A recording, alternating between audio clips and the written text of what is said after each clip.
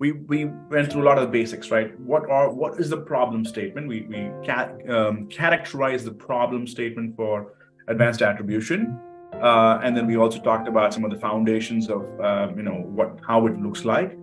Now we also touched a little bit on the different types of advanced attribution solutions that are available, accessible for marketers and analytics practitioners out there. What I find is that when you understand the history of these options, how they've been developed in market, it gives you some perspective for a lot of why you might apply one versus the other, and having some notion of history behind it usually kind of roots you in understanding what is a technique that's been around for the last 5 years, or 50 years, and blah, blah, blah, right? So that's what we're trying to establish with here with the next slide here, okay? Oop, this one had okay. Not the best animation here. I'll fix that.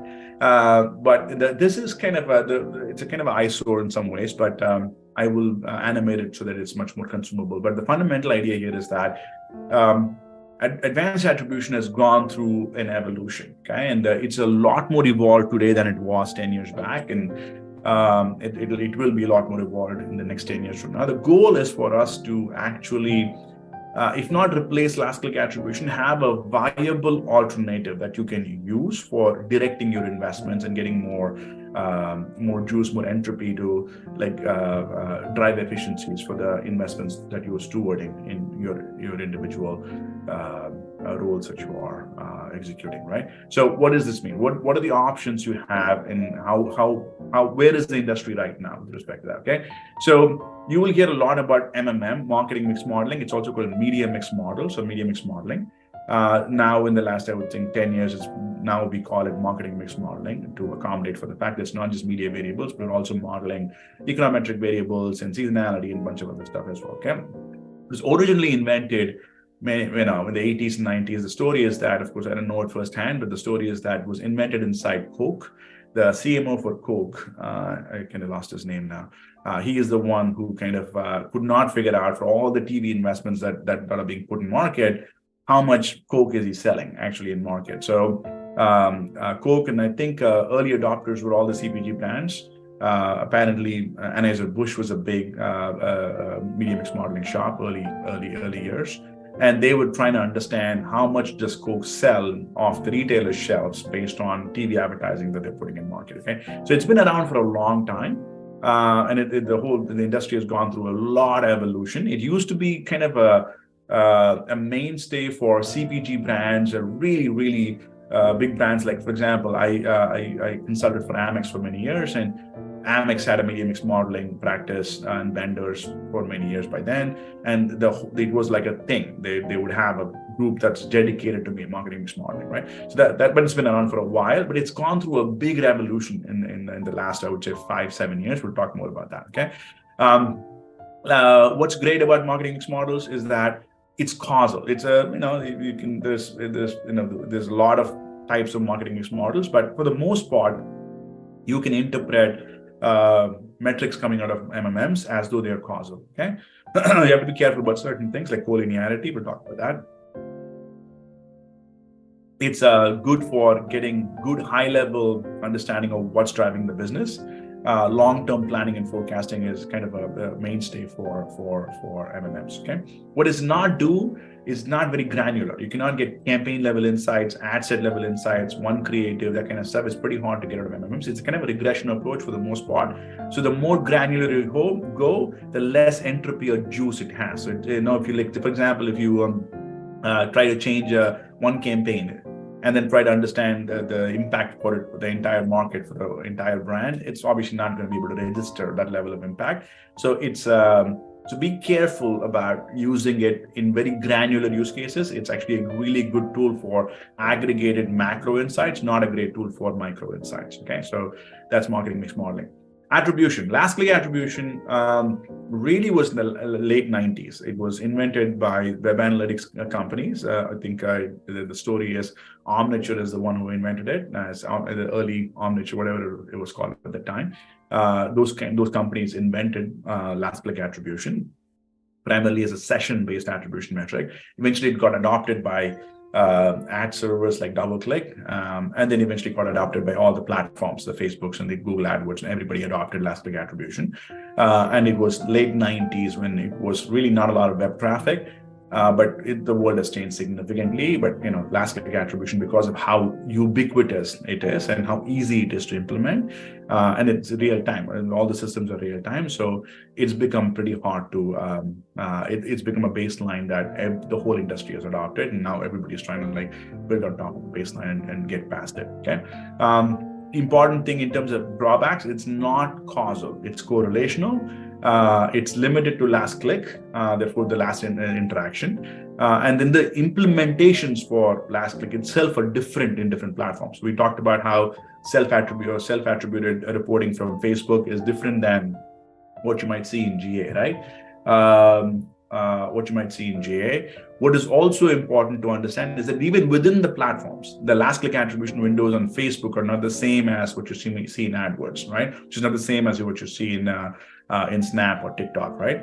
And then there is attribution capture. Like Facebook has a really good device graph, whereas the other platforms may not have as good of a device graph, right? There's a lot of different reasons why the last touch metrics and entropy that you get from different platforms are not the same. There's meaningful differences among the platforms. Those are all, so you can't take last click number from AdWords and Facebook and put them side by side and say they're the same. They're actually not the same. They're just within their universe.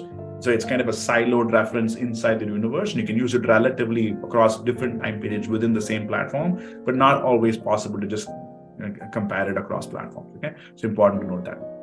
Then about 2005, 6, 7 time frame, there's a big resurgence of display advertising. Okay, so I'm sure you've seen ads on CNN or Yahoo. There's all these banner ads you see.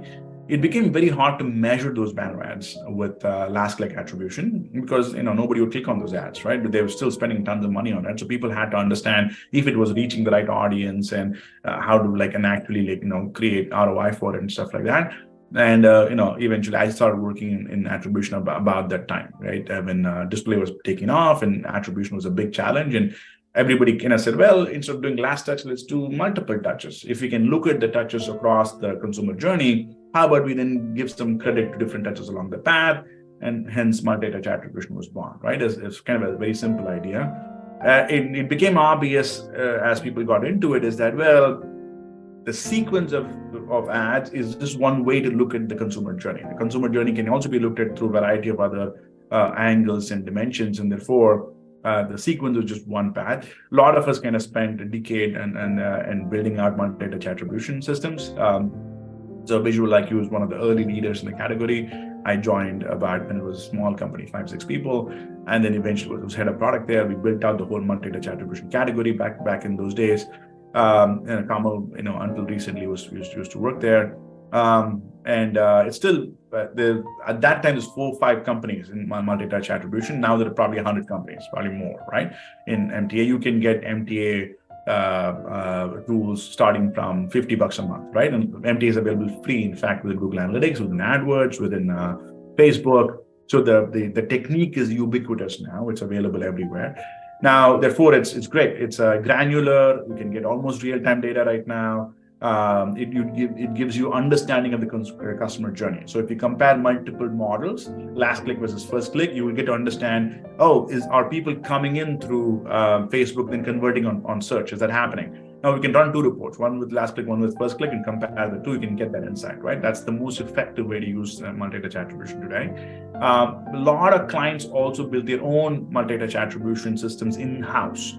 And they may have a belief that first click is right for them and they want to measure everything in first click. And so they want to unify how they report it and stuff like that. So many clients have done that. Many forward-thinking and analytical clients have done that in market. And people write their own rules. They'll be like, well, we also have a post-purchase survey. So I'm going to combine first click and post-purchase survey using a cascade of rules. And I'm going to use that as my source of truth for attribution, right? There's a ton of brands doing that in market. We'll talk also about the pros and cons of doing that. The most important thing here to understand, same thing as last click, it's not causal. Still correlational, more different kind of correlation, more juice in some cases, and more reliable in some cases, but still correlational. Okay, it's important to know that. Almost entirely impression measurement has gone out of multi-touch attribution, right? There was a time when you could put pixels on all the ads and be able to measure, track all the impressions being served and give credit to all the impressions. But impression measurement is more or less has left multi-touch attribution. It's become more or less a click-based attribution methodology. It's not that it's not useful, but whenever you see impressions reported there, you want to take a little sort of a pause and understand why it's showing up there. A lot of it is showing up through like these log file exchanges. That's still happening, but in a very, very small scale right now. It's kind of more or less gone away from the industry. So again, impression tracking is a big challenge for multi-touch attribution today, okay? And reconciliation is a huge, every time you look at an MTA system and you look at, another source of truth system, like, spend coming from Facebook, spend report on MTA will never match, right? Spend coming from Google, spend coming from MTA will not match. The number of conversions you track here, number of conversions won't match. It's a huge reconciliation challenge. It cannot be solved, honestly. We've all tried to solve it. And I think if you guys are dealing with that, Kamal's a great resource for that. He's done more of that than anybody else I know. But it's still, you can get it to a serviceable place, but you cannot get it to perfection. Okay, so just understand that that's just something you have to deal with if you go down this path in your individual brands. Like, for example, Jamarius, if you end up going there, just know that it's something you may have to educate stakeholders on when you take on those projects internally. Okay, so incrementality. So about 2015 is when you can see a lot of incrementality testing, ghost ads methodology, incrementality testing, a lot of brands doing geo testing, all in small pockets here and there. And eventually I was doing a lot of work in market as a consultant around incrementality. I developed a bunch of technology as part of these projects and eventually launched a company called Measured, which is basically an incrementality company. And there's a few other companies that have come up in the last, I would say, 4-5 years around incrementality. So incrementality is primarily a small companies like Measured or lift testing offered by platforms. So Facebook has their own lift testing product.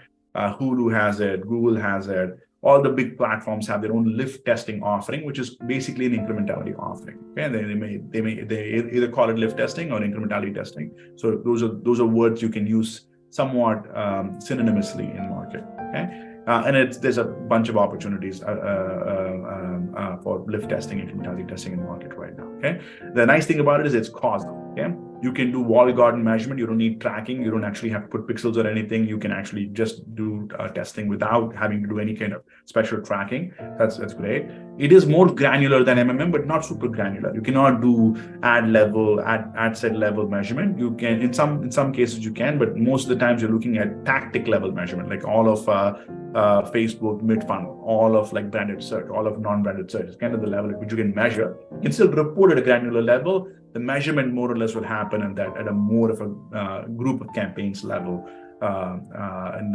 incrementality.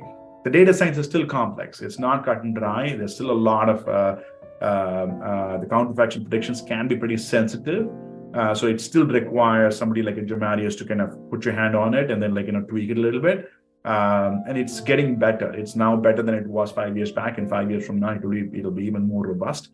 But it still requires some TLC before you can use it for decision making. Okay, and finally, what's happened also in market in the last, I would say, couple 2-3 years is there's a glut of marketing mix measurement companies out there. Marketing mix has become more and more democratized. There are open source libraries everywhere. There's a Facebook library, there's a Google library, there's a bunch of open source libraries out there. So it's become a lot more accessible to do marketing mix modeling right now. You can build a lot of in-house infrastructure. If you're a brand, you can also access a lot of vendors out there, and the cost of doing marketing mix modeling is dropping significantly. And so it's a good area to invest into as you look at it. The challenge, because of the explosion also, is that there's a lot of snake oil out there, right? People are selling everything and calling it marketing mix modeling. So you got to be a little careful about engaging vendors and engaging companies around it. But it's definitely a source of value. But there's a lot of noise out there. So hopefully this class adds more, helps you discern the wheat from the chaff. Okay.